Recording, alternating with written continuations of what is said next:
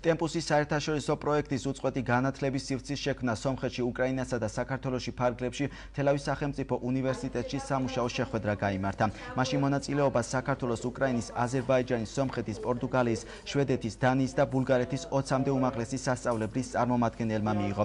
დღევანდელი შეხვედრის მიზანს წარმოადგენდა სამუშაო გარემო შექმნა იმ სტუდენტებისთვის, რომელთაც უნივერსიტეტის დასრულების შემდგომ უცხოეთში სწავლის გაგრძელებისა და მუშაობის სურვილი აქვთ. პროექტი 2016 წელს დასრულდება.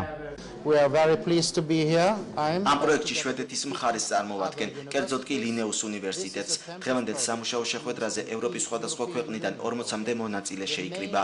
პროექტი გათვლილია 3 ქვეყნის, საქართველოს, სომხეთისა და უკრაინის საგანმანათლებლო სივრცისთვის. ამ პროექტის მიზანია უწყვეტი განათლების სივრცის შექმნა საქართველოში, სომხეთსა და უკრაინაში. ეს პროექტი საკმაოდ მნიშვნელოვანია თელავის სახელმწიფო უნივერსიტეტისთვის, ისევე როგორც სხვა საერთაშორისო პროექტები, რომლებშიც ვართ ჩართული და საკმაოდ მრავალ პროექტში ვართ უკვე ჩართულნი. და მოხარული ვიქნებით თუ ასეთი მუშა შეხვედრები, თუნდაც აღნიშნული პროექტის ფარგლებში კვლავ გაიმართება თელავში, ვინაიდან ყველანაირი პირობები ჩვენ ამისთვის გვაქვს.